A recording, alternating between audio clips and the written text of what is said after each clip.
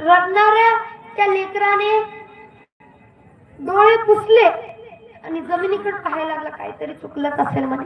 पूर्वजन्माचं पाप आलं. जमिनीकडे पाहत असताना त्याच्या पायाखाली एक दगड होता. तो दगड हलत होता म्हटलं बसल्या बसल्या त्याने दगड असा पायाने बाजूला सारला. जसा बाजूला सारला त्या दगडाखाली एक त्याला गाठोड, छोटस रुमालासारखं गाठोड सापडलं. रुमाल सापडला, त्याने ते उचललं, रुमालाची त्या गाठ सोडली. जशी रुमालाची गाठ सोडली त्या रुमालाच्या गाठीमध्ये त्याला 4 रुपये सापडले. किती रुपये? 4 रुपये.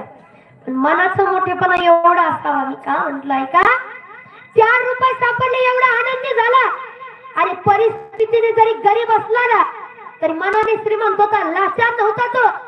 आपल्याला रस्त्यात 10 रुपये दिसतो तर गपचूप घेऊन खिशात घालतोय, कुणाचाही सुद्धा बघत नाही आपण. 4 रुपये त्याच्या नजरेला दिसले. त्याला जसे सापडले अख्ख्या यात्रेत सगळ्याला विचारायला लागला, दादा 4 रुपये तुमचे आहेत का? गाठोड्यामध्ये तिथे पडले होते, रुमालात बांधून पडले होते. दादा 4 रुपये तुमचे आहेत का? सगळ्याला विचारलं. कुणी सांगितलं? कोणीच हो म्हटलं आमचे वगैरे काही म्हटले नाही. त्याने म्हणे मामाने आपली इच्छा पूर्ण केलेली दिसते. ऐका, त्याने काय करावं? 4 रुपये होते महाराज त्याच्याकडं. त्या 4 रुपये मधले त्याने काय केलं होतं? त्याचे असताना त्याचे किती रुपये होते? 2 रुपये होते. किती विचार त्याचे मोठे आहे का? तो म्हणे माझे तर 2 रुपये होते, मिळाले आपल्याला 4 रुपये. आणि 2 रुपयामधला 1 रुपया खाण्याकरता वापरणार होतो, 1 रुपया मामाला दान म्हणून देणार होतो. म्हणजे आपला एकूण किती रुपया? 1 रुपया. मग हे राहिलेले 3 रुपये आपले नाहीत म्हणे. 1 रुपया, फक्त 1 रुपया त्याने खिशामध्ये घातला आणि बाकीचे 3 रुपये मामांच्या सेवेकरता दान देऊन टाकले महाराज.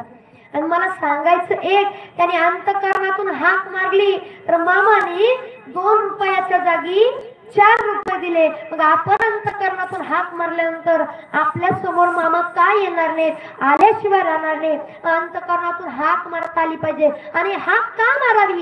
कारण बाळा मामा साधू संत तर आहेत, भगवंत तर आहेत, पण मायबाप लेकराचा सांभाळ करतात आणि म्हणून आपण त्यांचं गुणगान केलं पाहिजे. अभंगाचं प्रथम करा. तुम्ही संत माय बाप कृपावंत, तुम्ही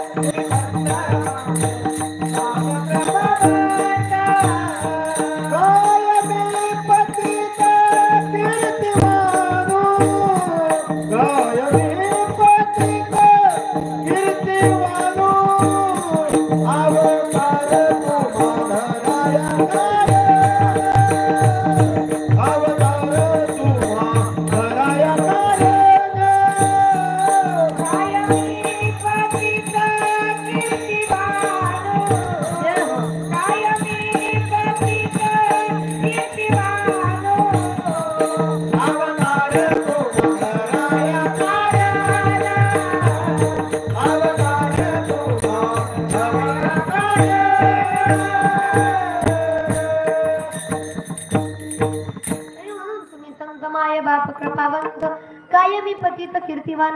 माझ्यासारखं पतित कामराने तुमच्यासारख्या साधू संतांचं काय गुणगान करावं. पण एवढे मोठे विभूती असणारे बाळमामा आहेत. मला असं वाटतं मामा काय साधी विभूती नाहीत, पण आपल्या जीवनातून आपल्याला सगळ्या समस्या घालवायच्या असतील, ज्याला वाटतं समस्याचं चांग भलं व्हावं त्याने फक्त अगोदर बाळमामाच्या नावानं चांग भलं म्हणावं. कारण त्यांचं नामच किती गोड आहे. चांग भलं र देवा चांग भलं, बाळमामाच्या नावानं चांग भलं, चांग भलं देवा